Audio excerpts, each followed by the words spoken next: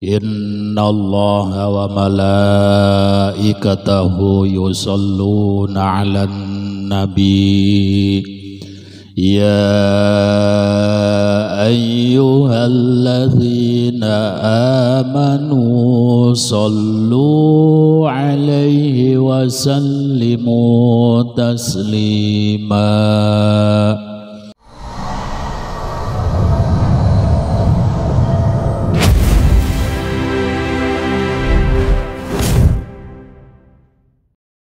Assalamualaikum warahmatullahi wabarakatuh.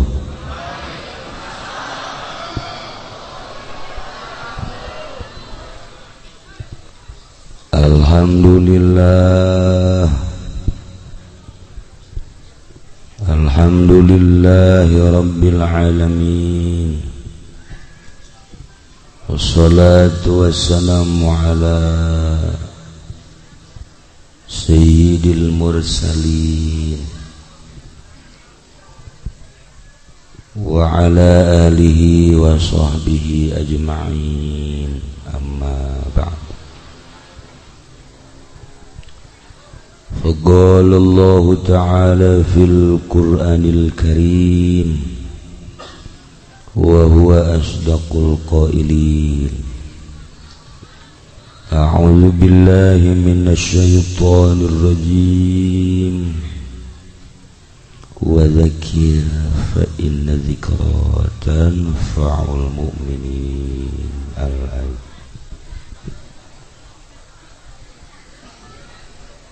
Langkung tipayun urang sami-sami nyanggakeun puja sinareng puji ka Gusti Allah anu Maha Suci. Parantos masihan tina rupa-rupa nikmat ka urang sadayana, terutama nikmat anu kacida pisan ageungna nyaeta nikmat iman sinareng Islam. Sholawat sinareng salam mugia dilimpahkeun ka junjunan alam, Kangjeng Nabi urang Kangjeng Nabi Muhammad sallallahu alaihi wasallam, katut ka para kaluargina oge ka para sahabat-sahabatna, rawuh para tabi'in atsbat tabi'in, al-mukarramun para alimil ulama, para asatid, para tokoh masyarakat, bil khusus kekersana Abah Haji Wahab nu pangkolotna di dieu, Abah Haji Lukman kolot sarua, Abah Haji Tabrani kolot teh sarua, Abah Haji Muhammad ti Teluk Naga tua eta ge sami aya nu pangkolotna ge tapi gayana gaya ABG geus teu asing deui di planet solear.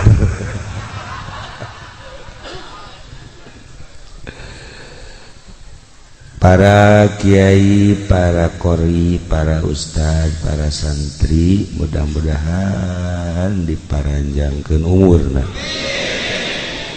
diberi kekuatan ku Gusti Allah Subhanahu wa taala, jang ngaluhurkeun agama Allah Subhanahu wa taala. Aparatur pemerintahanana, sipilna, militerna, anu dina kasempetan dia hadir, nu sami kusim kuring dimulyakeun. Mudah-mudahan dibere jalalujur, dibere araradir, diberi karunia ka rakyatna sehingga rakyat merasa memiliki kepada aparat sanajan terasa memiliki ka rakyat asal urang be asa memiliki kanyana sanajan nyana teu memiliki ka rakyatna. Salah tantu tai ngomongnya.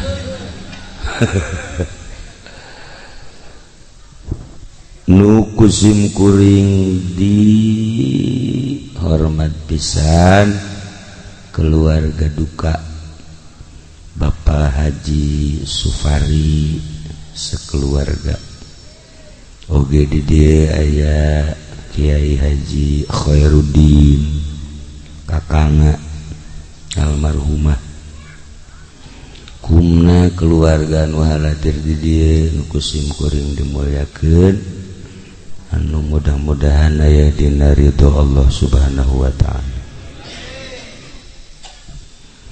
Kalayan inayah ti Gusti Allah alhamdulillah dina wengi ieu sim kuring tiasa kempal di bumi almarhumah dengan sejak ngabesuk ka anjeunna dorong doa khusus ka almarhumah umumna ka para arwah-arwah anu tadi ditulis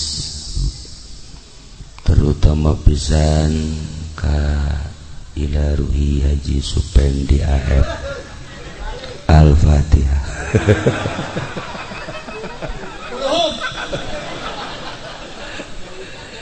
Panjenengan kiai geus di ila ruhian nyana hirup kos dugeus pae.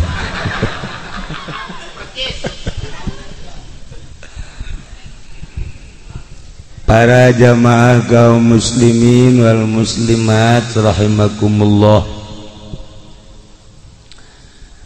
Malam ieu urang diundang ku almarhumah kadarieu cenah ieu bahwa sim kuring teges aya di alam barzakh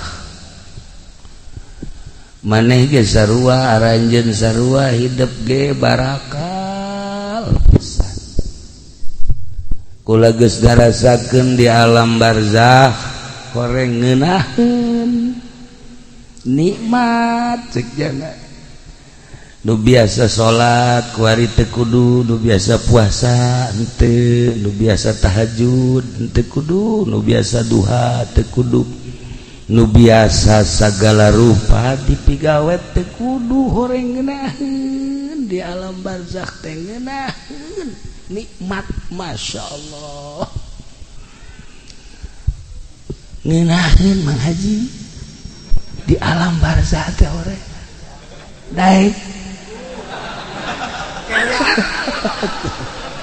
teu boga keyakinan jelema ieu nya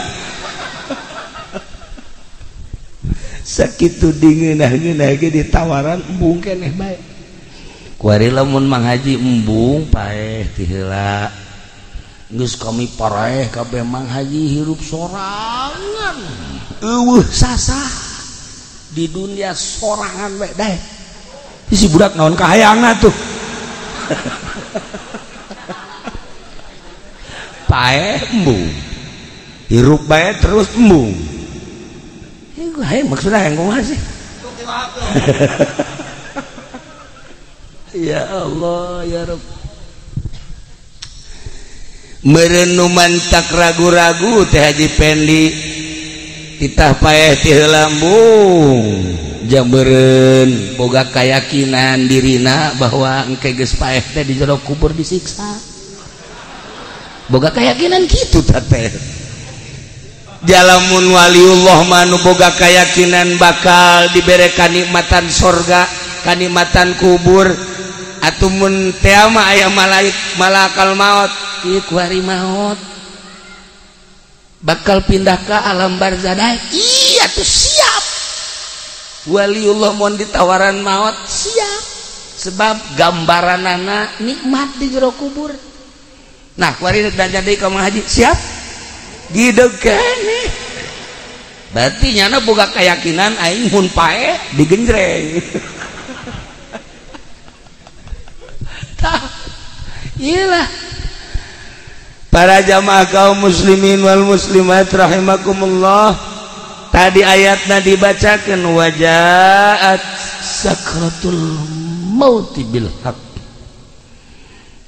datang sakaratul maut nu mantap disebut sakrat teh hartina weureu mabok eta teh ku nyeri-nyerina datang ka pae sakarat teh mabok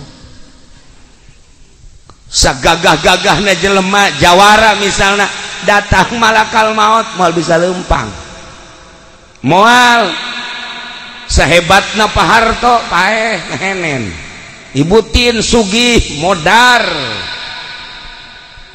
teu daya teu upaya kok masih batu cak malakal maut geus ieu mah mun anaonan di ome ku malakal maut kieu-kieu ya karim tapi lu jelas bil haqqi jelas tapi kadituna zalika ma kunta minhu tahid paeh nu sakitu hakna nu sakitu jelasna geus teu kudu dicaritakeun sebab urang kuari ge keur ngahadiran 40na berarti jelas naon bapak urang geus ti heula bapak kolot urang geus eueuh bahkan incu urang leuwih ngeheulaan ti urang berarti bener ya maot teh tapi zalika ma kunta minhu tahid jelema arembung kana pae lari tina pae teu hayang tina pae tah cik Imam Ghazali nu mantak urang embung pae urang boga iman boga keyakinan bahwa saenggeusna paeh teh urang bakal menang siksaan nu embung paeh maka beh kitu nu hayang paeh mah moal kos ditutuh di mana ditereup jelema hayang paeh nginum baygon boga keyakinan tah mah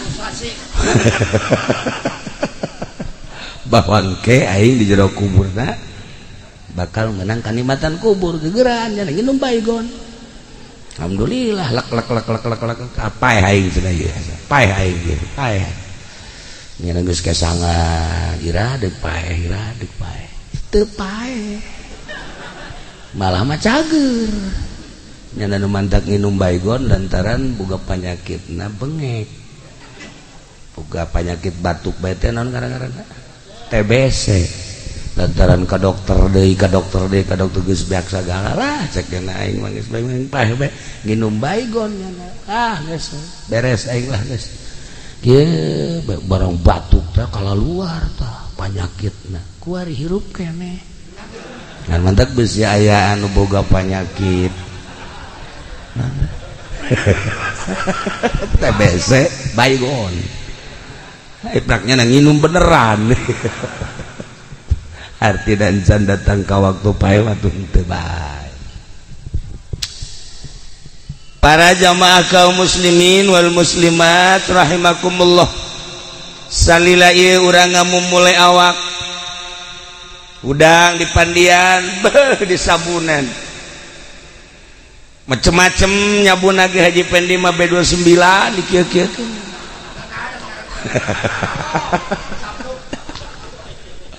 cek lah meureun topo meureun tawa rapi pokoknya di urusan lawak teh nginumna teu sambarangan daharna gitu kene diurus ieu awak teh ketika urang muriang malakal maut datang geus lain awak urusanna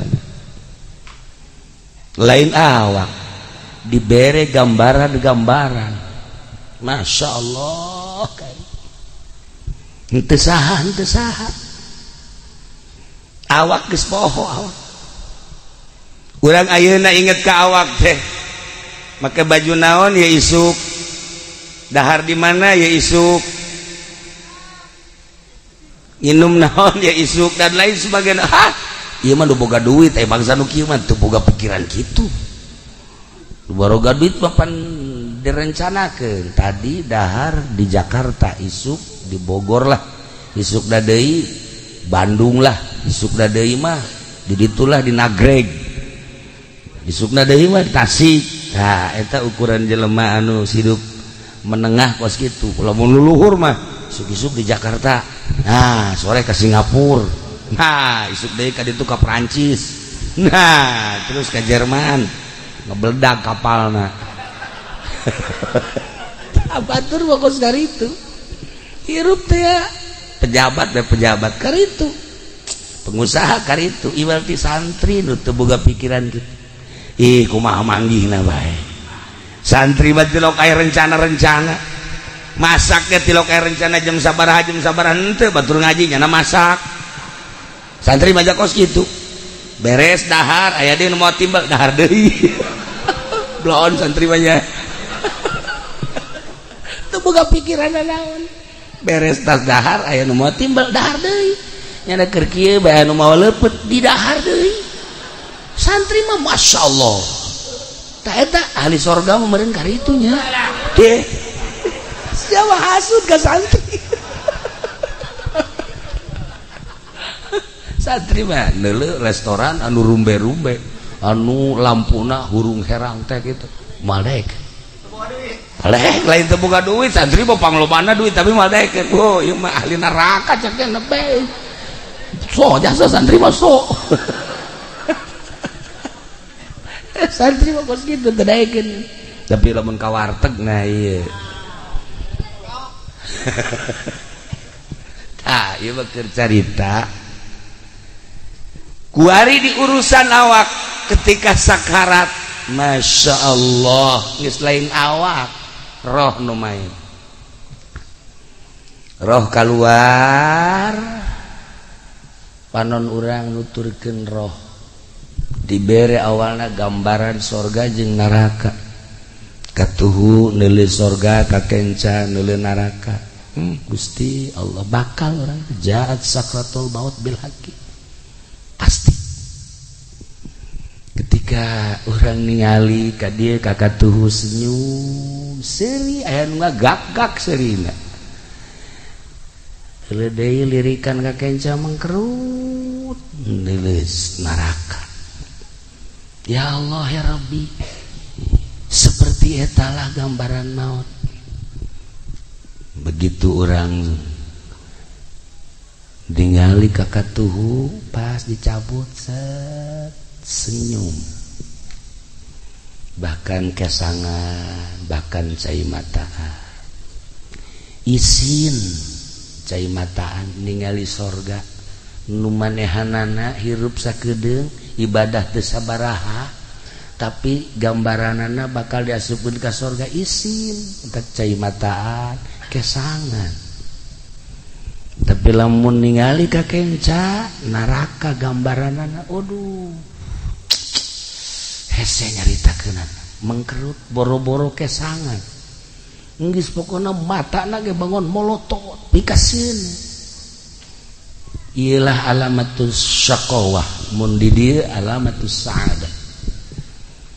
Taha kuari mah nu deuk dicaritakeun teh roh kaluar ulah mikiran awak mah bakal diurusan kuno harirup roh urang bakalna dibawa ka mana awak urang mangke ge diarurusan mulai innalillahi wa inna ilaihi rajiun beres dicekel geus eueuh coba cekel ieu na geus eueuh coba ieu na geus eueuh coba ya geus eueuh geus diruru bawalah ka imah pakaian anu nempel dibuka nu kamari ieu make jas kamari ieu make lepis kamari ieu make wol kamari ieu berbagai pakaian mulai dikumpul-kumpulkeun dihiji-hijikeun sapatu anu kamari sok dipake teh dihijikeun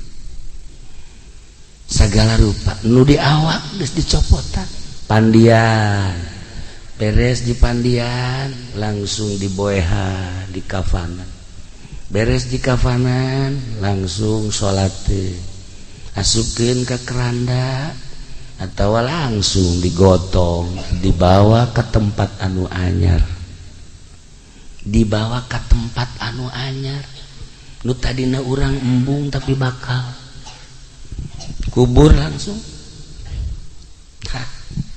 Awak masa datang kadinya beres kuari sapatu jeung sendalna dihiji-hijikeun, baju-bajuna kabeh dihijikeun dibuntel, segala rupa dihiji-hijikeun, anu kamari kawauh teh milu nguburkeun nyana cerik biasa komo keluarga mah, bahkan teman deket nama sangkilang jauh ge berani nyana ninggalkeun pagawean anak untuk belasungkawa datang. Di kuburan teh loba, di imah loba jelema. Beres nguburkeun babaturan baralik, teman-teman baralik kabeh, tatangga baralik nyana di jero kuburan. Urang di jero kuburan nu maot tadi. Geus beres kabeh, tinggal dicaritakeun bae. Bi anu maut, ki anu maut, mang anu maut, sekedar cerita. Aduh bagus amat eta maut, dihajah mamah mah, bagus amat kiai anu maut, si anu mah paeh tek aing nyaksian bangona kitu amat, si itu mah aing mah da sieun, cerita kabeh tentang kematian manusia. Urang meninggalkan dunia di tengah-tengah kehidupan manusia, selesai hirup urang. Jawara selesai ngajawarana, kiai selesai niaina, pedagang selesai dagangna, petani selesai tanina, pejabat selesai jabatanana, enggesan ketika maut. Apakah carerik alam teu ceurik? Ekonomi tetep bae maju, politik tetap bae maju, segala rupa urang paeh kayak biasa bae masalah teu aya naon, korenganan urang teh ngamimitian hirup nu asli bade jero kubur. Kuari mah biasa bae, biasa masalah engke ngamimitian hirup setelah urang paeh, aslina urang ngamimitian hirup ketika urang geus di alam barzah. Aya nu cerik alam moal aya, gunung cerik henteu, tangkal kayu cerik henteu, langit cerik henteu, bumi cerik moal. Hiji bae anu cerik alam ketika maut waliullah, ketika maut alim, mautul alim, mautul alam. Ketika seorang wali Allah maut, komo rasul mah, komo nabi mah kabeh merenung saha gantina di dunia, saha gantina di bumi. Ketika bupati maut, bumi ngejebian. Ketika gubernur pae, langit geus kieu bae. Ketika Haji Pendi modar, cak batu ini giliran gua. Nu sediheun, nu sediheun, sahiji-hiji acan. Hanya ahli Allah nu dipake kesedih ku alam. Milu cerik, bumi cerik, langit cerik, rimbasakeun kabeh. Saha ieu nu bakal neruskeun di luhur bumi? Nyana terus bae ngemonitor lempang ka mana, ngalengkah ka mana, bumi nyahoeun ka ahli Allah. Selain eta nu dicerik-cerikan, Masya Allah kabeh. Selesai dikubur, tahlilan terus tujuhna terus batang puluh ke ngeratus, selesai geus kabeh lah bae. Potona riwayat hirupna ditenden lah dina agenda. Geus agenda masa hidup didelean ku anak, didelean ku salaki, didelean ku handetolana, ku tatangga jeung ku keluarga, tutup deui sakitu. Hirup urang teh kan sakitu. kuari mah ieu sapatu-sapatuna yu urang sedekahkeun sugan aya nu milelehengkeun supaya jadi ganjaran. Baju-bajuna urang sedekahkeun supaya jadi ganjaran. Selesai geus kabeh. Nah, nu tatadina ieu harta teh nu manehanana geus ka kuburan kuari jadi ahli waris, hak ahli waris. Nyana geus urusan. Geus sakitu tah. Nu jadi pertanyaan teh dunia mah selesai diurus. Beres segala rupa eueuh nu ceurik, eueuh nu mileleheung, eueuh nu sediheun, tinggal urang ngamimitian hirup di alam barzah. Bakal ditanya, sabaraha taun maneh hirup di dunia? Maneh teh dibere umur pake naon umur? Maneh dibere dunia digunakeun naon eta dunia titipan aing? Maneh boga ilmu dipake naon ilmu teh titipan aing cak Allah teh. Pernah nyi naon maneh di dunia, pernah melakukan naon maneh di dunia anu bakal jang bawaeun ka akhirat. Renungkeun ku urang ngamimitian hirup aslina urang teh ke di alam barzah. Kuari mah hirup lalaga semu hirup nu mantak aslina hirup mah ketika urang boga ilmu kemudian urang ibadah ka Gusti Allah geus nikmat ngarasakeun ibadah eta geus asli hirup. Lamun can ngarasakeun geunahna ibadah eta mah kamangmang ngaranna ririwa. Tah ieu bangsa ririwa ya. Ieu ririwa kreditan ya.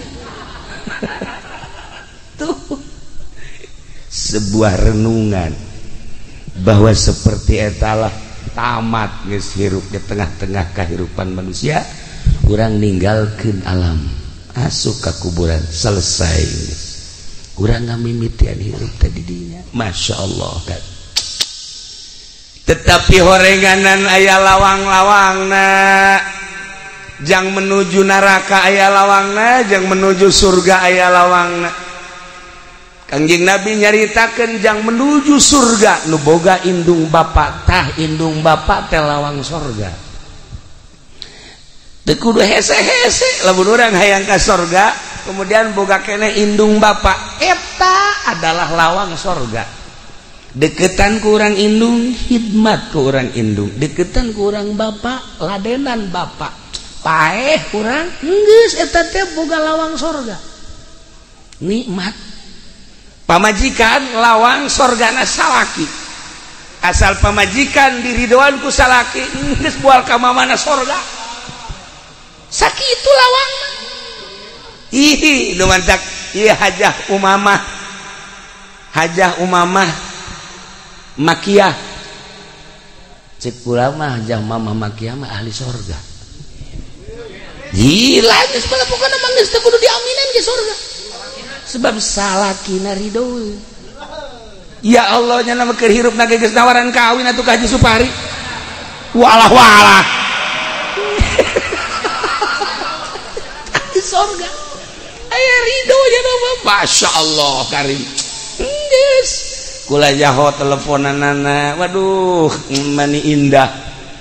Waktu di Mekah kan kula babarengan jeung Haji Supari ieu kula nu mantak haju datang ka dieu jeung keluarga gara-gara namanya mawaan baso bae. Di ditu di Mekahna ke segede-gede mau baso, segede-gede mau baso. Asana Haji Supari wali meureun ye. Kita maksudna kieu pan di ditu mau baso, meureun nyana ka Jakarta ngalengkah meureun. Meuli baso ke deung baso Haji Supari isi bilang baso di mana ieu? Gorengan di sisi jalan aya tukang baso. Tapi ieu hebat gana mawaan baso bae. Ya Allah ya Rabbi. Tah begitu sababaraha poe deui ka Bali eta ya telepon doana cenah istri tedamang. Oh masyaallah. Beladina masuk ICU. Ya Allah ya Rabb. Rada rain deui rasaan teu ngabejaan bae ka Haji Supari. Asana kula teh sok aya kos kitu tah asana ieu ka dieu asana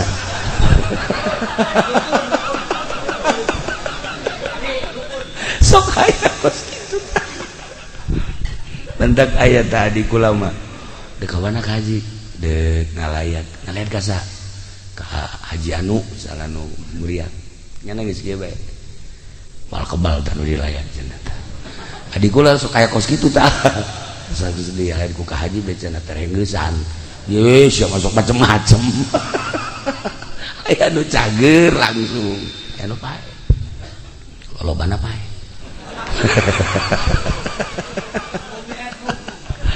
tuh saya umum dilayat saya umum didoakan berarti japeh mah bakal belum mah budaknya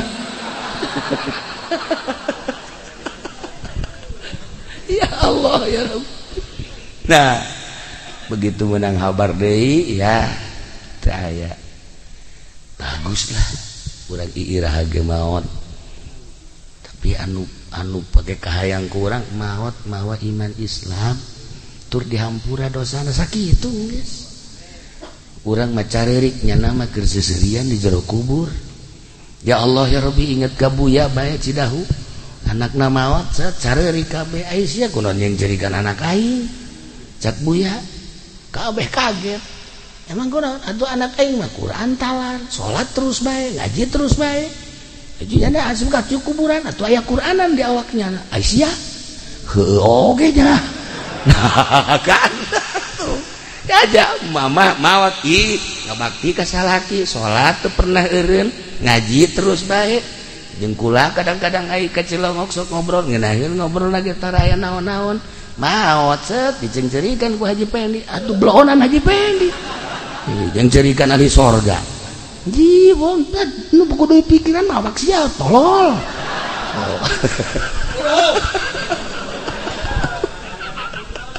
ya Allah ya Rabbi tapi manusiawi bereunnya urang teh sedih seperti etalah manusia sedih padahal mayit mah anu dicencerikan ku urang keur seserian nya mah ahli Allah mah seperti eta ya Allah ya Rabb.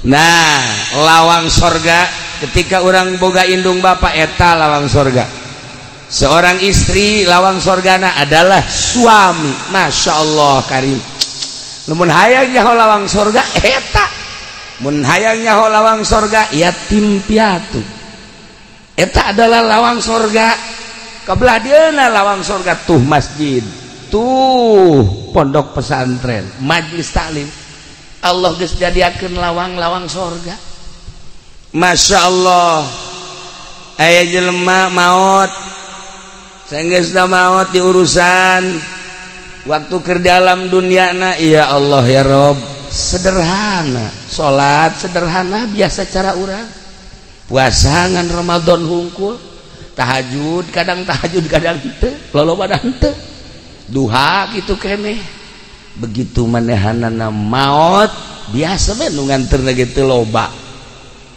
tetapi aya seorang waliullah ngaranna Ahmad nyana osok bisa neropong ketika jelema geus maot lain saurang nu bisa kitu ambalaya urang ibadah ge kan macem-macem ibadah maca sholawat biasa aya nu maca sholawat make metode tah Haji Wahyu tah Haji Nur dibere ku kula sholawat di Madinah menang 5 doang nya nama menang 5 Haji Wahyu 7 Haji Nur 5 Haji Pendi mah teu menang hiji-hiji acan teu menang hiji-hiji acan kakarang hadiah deui lah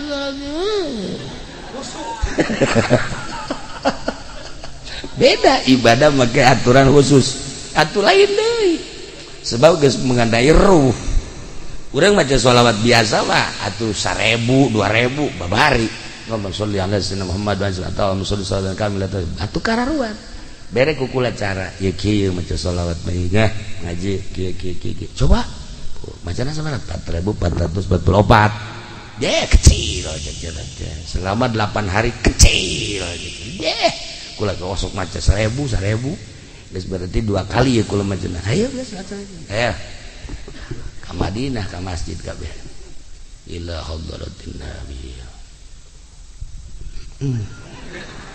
hiji tapaeh hiji nur ilah itu biasa Allahumma sholli dua temodar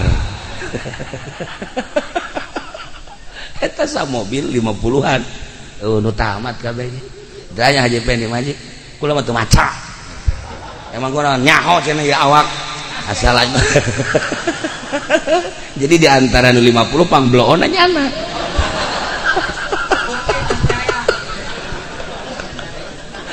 ibadah teh kos gitu hayangnya kakarang jauh jahare cenah ibadah ulah disangka babari ibadah teh urang bukan ibadah biasa mah tuh gampang tapi make cara tersendiri ternyata hese urang zikir 1000 2000 babari la ilaha illallah la ilaha illallah kumaha haji pendi mah aya caun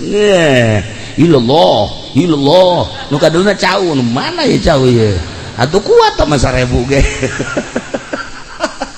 bangsa gelut bloon kabeh tapi make cara tersendiri boro-boro 1000 boro-boro 100 menang 10 ge wallahu a'lam iyalah dek naikeun derajat ka Gusti Allah teh kudu boga guru aya nu ngatur cara maca sholawat cara zikir cara maca Quran babari maca Quran nu biasa mah tapi maca Quran anu asli sesuai jeung aturanana lain makhorijna lain suarana lain lagamna tapi sesuai jeung pembacaan Kangjeng Nabi ieu nu arese aya guruna kos kitu teh nah para jamaah kaum muslimin ieu mah keur carita lamun kula tadi nyaritakeun di pengajian Imam Badawi mah ketika di Zarahan teh bisa kadanya sorana Imam Ahmad Kabiru Rifai sami ketika ziarahan teh bisa ngajawab jeung para wali-wali Allah nah iya aya hiji jelema nu tadi dicaritakeun teh biasa bae ibadahna mah tapi barang ditawajuhan ku Imam Ahmad Masya Allah keur diuk dina kursi anu wah saya caritakeunana di surga kerseserian bae akhirnya ditanya ai ente ieu boga amal naon bisa hebat kieu teu daekeun ngajawab sugan salat kula bener biasa bae puasa biasa bae sugan atuh sedekah biasa bae kula mah haji boga amal naon atuh hebat kieu kula mah ngurusan indung hungkul kitu kumaha indung kula muriang kukula diurusan emak kula wayah mandian di pandian wayah dahar di huapan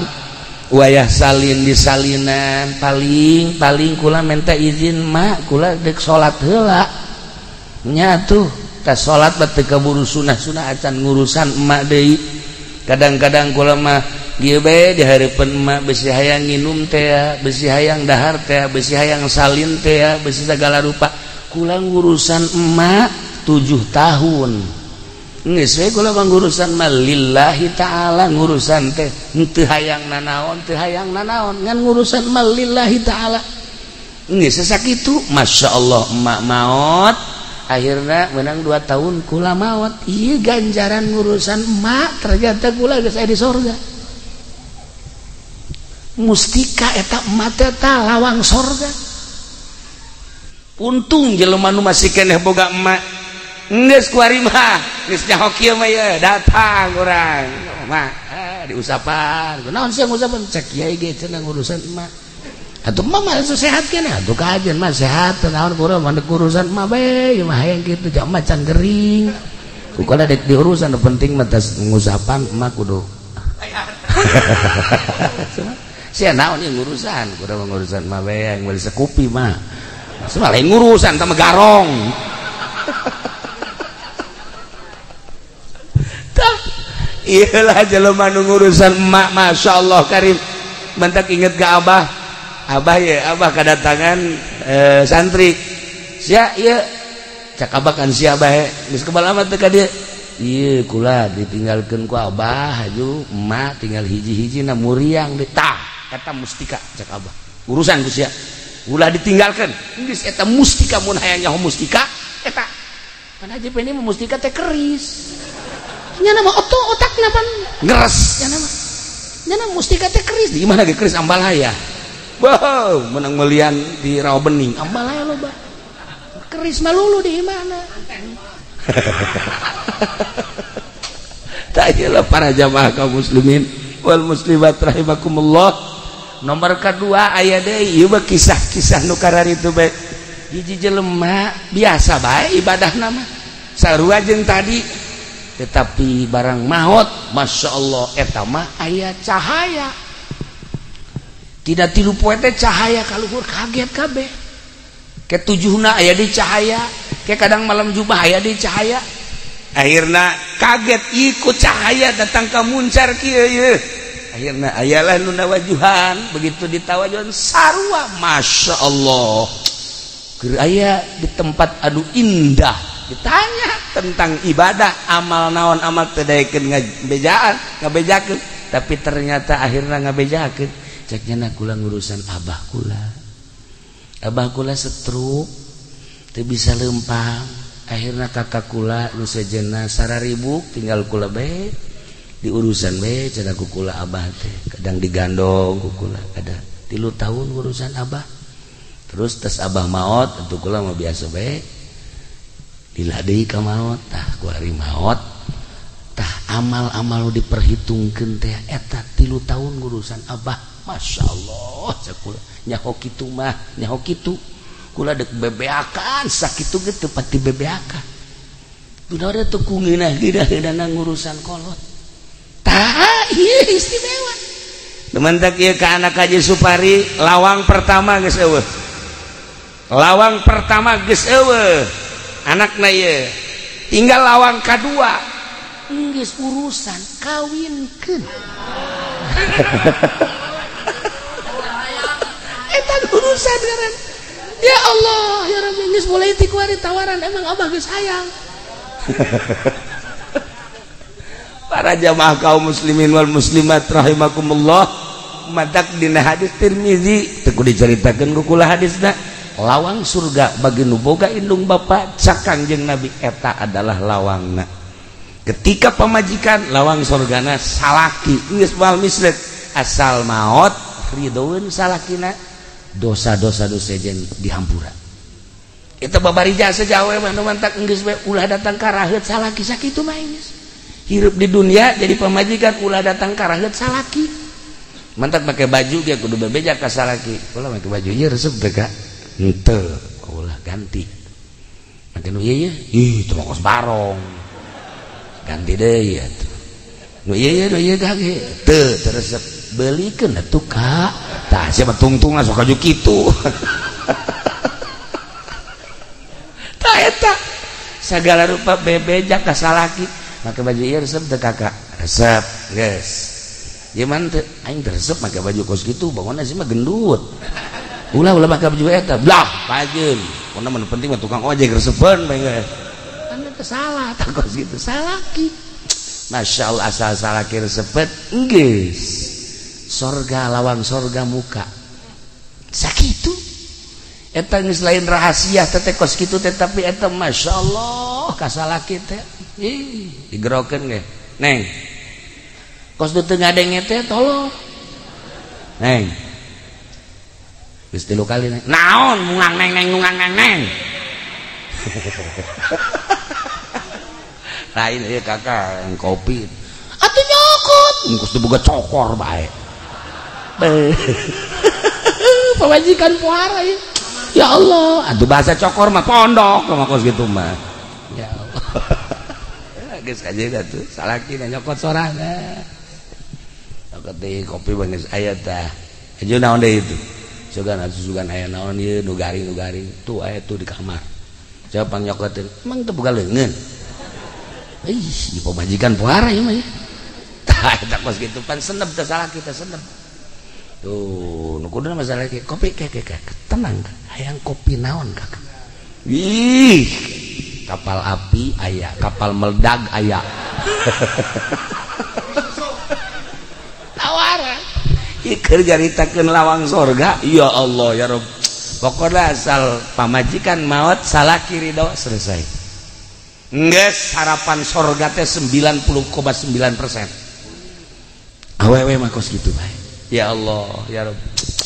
Dah gitulah para jamaah kaum muslimin wal muslimat rahimakumullah. Maut urang di tengah-tengah kehidupan manusia berarti selesai hirup urang. Selesai hirup urang teh di dunia di bumi. Ternyata horeng urang ngamimitian hirup di alam kubur, hirup nu asli. Bakal ditanya umur urang sabaraha aing mere umur ka sia digunakeun naon salila hirup sia. Geus siap encan urang jawaban eta.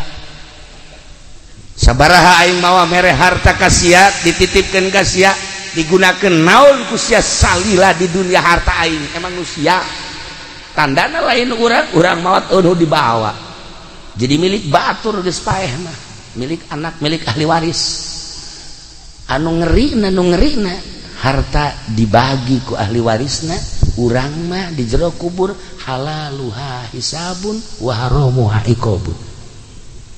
Kamu ngerenung kadinya inggis di luhur mah perebut harta lain perebut dibagi lah sia sakitu beres selesai inggis. Tapi horenganan nu boga nama halalna dihisab haramna disiksa.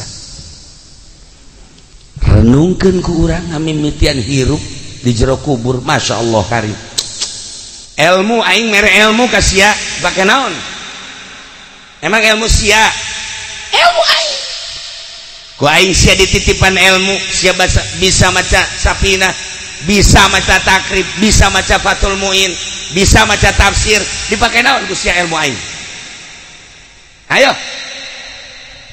kampanye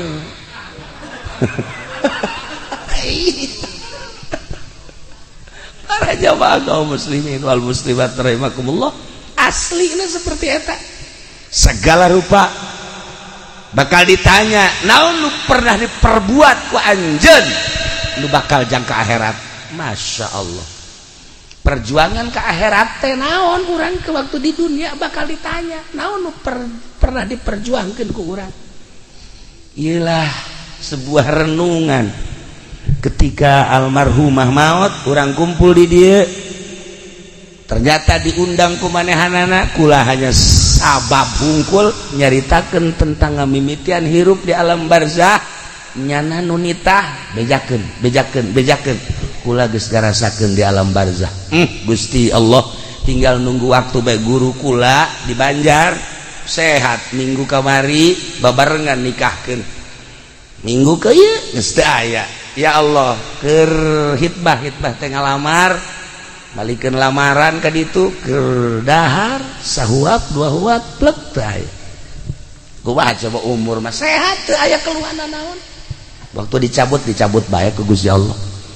Nah jam sebuah renungan ulah asa maneh urang sehat ulah asa maneh urang gagah ulah asa maneh urang teu kaya ulah asa maneh urang segala rupa waktu maot bae sedengkeun begitu maot karak awal urang mulayan hirup nu asli di dieu. Eueuh nu milu ka jero kubur teh iwal ti amal urang teh ngingintil bae. Ngingintil deureus lamun bagus mah nya kaset geus leungit lamun jore ngingintil bae. Urang ke dikubur saha ieu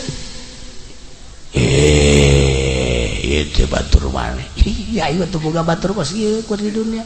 Sok macem-macem saha batur maneh jasana di Cikupa mah kararasep koy mah jore amat. Iya eta nyedekeun si mbak oh iya kula caknya anu susuna ojol jeung baso teh ya ditataan ku jana hiji-hiji jadi kula ieu teh amal anjeun amal maneh jadi kosia dumungan wae nyeun amalna kosia idit nya ka ditu moal bisa init timimiti ayeuna sakedeung deui bakal datang malaikat munkar nakir be isuk pageto bakal ditimbang kula deuk milu bae ngajembat di jembatan Siratal Mustaqim kula deuk milu bae. Ya Allah ya Rabbi deuk kumaha teh mah teu bisa ingkah milu bae jeung urang. Gusti Allah. Tapi lamun amal urang bagus da kaset nya seungit saya ieu teh batur maneh asana kaset amat. Jadi dunia mah paling ge boga batur teh modal Haji Pendi. Jakos kitu nya mah. Akur jeung disolehar ngan eueuh buntutan doang. Tah jakos kitu. Ieu mah kok kaset amat. Oh, ieu teh salat nu 5 waktu, puasa Ramadan, sedekah, tahajud, duha, salat hajat, zikir, baca Quran. Nah ieu dibentukeun seperti kula teh amal anjeun teh. Alhamdulillahirabbil alamin sakedeung deui ke bakal aya malaikat munkar nakir nanya, "Ulah sieun, kula nu bakal ngajawabna." Tenang we, tenang, kula nu bakal ngajawabna. Engke bakal ditimbang amal, kula bakal milu ulah sieun, ngajembat di jembatan Siratal Mustaqim kula bakal milu. Pokona tenang we, kula selalu milu sampai ka sorga. Ya Allah ya Rabbi. Senang amat. Tah nyaritakeun senang kitu teh ngeunaheun. Coba-coba orang nyieun kesenangan. Nah malam ieu jam 2 hudang nyieun batur jang dikubur pan urang ieu kuari ieu saha jelema nu hudang ti peuting tahajud jero kuburanna bakal ngacaang jero kubur teh bakal caang ku hudang ti peuting tahajud. Nah eta kan geus nyaho tah geus nyaho lamun hayang caang di jero kubur berarti ke hudang jam 2 insyaallah cak kiai ge jang nyangan kuburan ieu nyaho sok jauh pagi itu aing paeh mandi urang wudu urang Allahu akbar jang nyangan kuburan dia ini berarti boga keyakinan tah tapi lamun kieu mah hudang jam 2 cak kiai ge nyangan kuburan lah isuk bae lah malam ieu mau tunduh keneh cak kieu isuk bae isuk hudang deui dideuleu jam 2 kebae jam 3 abe deukeut ka subuh kan ngeunaheun deukeut ka subuh mah abeh terus ka subuh urang moal wakah heulanan tungtuna mah henteu bae malam katilu ingat cak kiai ieu mun hudang ti peuting tahajud nyaangan kuburan cak kiai teh aing mun hudang aju tahajud caang kuburan engke bela jang ora keneh ieu pasrah teu boga bagian berarti di jero kuburanna poek di jero kuburanna poek nu hebat bade nu hebat kieu aya seorang waliullah didinya dikubur haju aya jelema tepati bagus dikubur di sisieunana cacaangna kadinya tah cacaangna kadinya milu. Nah balikan deui lamun aya jelema disiksa deui didinya tah haju urang dikubur di deketnya gandengna kadenge gandengna. Nah Haji Pendi kan geus mesen bae ceknyana aing deketkeun ka Jawara abeh kadenge genjreng-genjrenganana. Nah nyana geus wasiat ka anakna kubur saya di Jawara anu aya tadi pondok mah Jawara tilok salat sok mabok bae tukang maling teh aing kubur di dinya ceukna atuh malaikat kesenangan akur ieu mah ceukna ya geus tah eta lah para jamaah kaum muslimin tak aya anu wasiat aing mah kubur bae deket Mang Anu aing mah kubur bae deket Kiai Anu aing mah kubur bae tah milih kuburan teh mentak abah almarhum Ki Amin teh hadam abah urang Karawang nyana ibadahna getol inget bae kula ge tah lamun subuh maca la ilaha illallahul malikul hakul eta tah cowong biasa ti jam 4 keneh datang ka subuh geus baca eta kasimpulanna nama maot bae pas 17 Agustus maot kula nanya ke abah bah ieu bakalna dikuburna di mana di ditu di kuburan gede pan teu dibarengkeun di dieu pan nyana ieu geus nyaho bakal kuburan abah teh di dieu teh ulah di ditu bae di kuburan gede kunaon emang di ditu nu bagus ieu Ki Amin bagus supaya di ditu kacaangan kunyana seperti eta Masya Allah. Nah mantak orang mun bisa apa dikubur deket Kangjeng Nabi di itu di Madinah kayak dipek-pekan saya ku Arab gitulah para jamaah kaum muslimin wal muslimat rahimakumullah.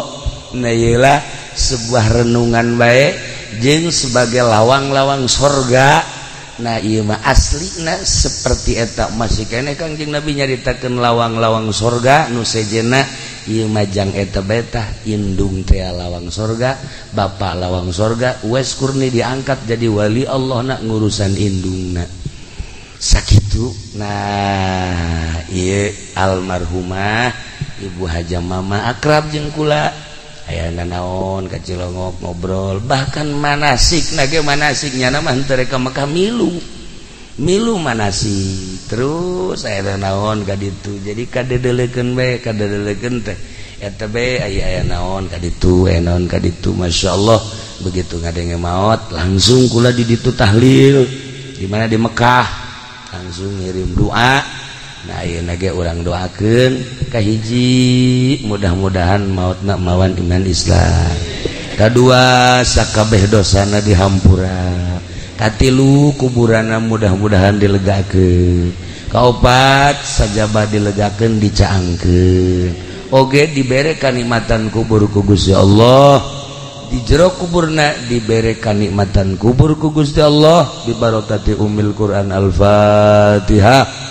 Bismillahirrahmanirrahim. Alhamdulillahirabbil alamin arrahmanir rahim maliki yaumiddin iyyaka na'budu wa iyyaka nasta'in ihdinas siratal mustaqim siratal ladzina an'amta 'alaihim ghairil maghdubi 'alaihim waladdallin.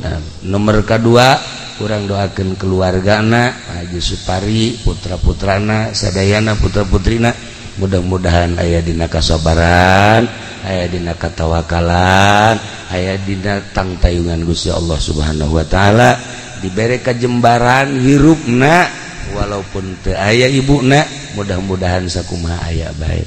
Barokati Ummul Quran. Al-Fatihah. Bismillahirrahmanirrahim. Alhamdulillahirabbil alamin arrahmanir rahim maliki yaumiddin iyyaka na'budu wa iyyaka nasta'in ihdinas siratal mustaqim siratal ladzina an'amta 'alaihim ghairil maghdubi 'alaihim waladdallin. Terakhir urang kabehan mudah-mudahan dibere resep ibadah, dibere kuat iman Islam urang, akhir hayat urang kabehan husnul khotimah. Ketika orang menghembuskan napas bisa maca 2 kalimat syahadat atau kalimatun thayyibah la ilaha illallah Muhammadur Rasulullah. Sakitu bae punten tina samudaya kalepatan sareng kakiranganana. Wallahul muwaffiq ila aqwamit thoriq. Wassalamualaikum warahmatullahi wabarakatuh.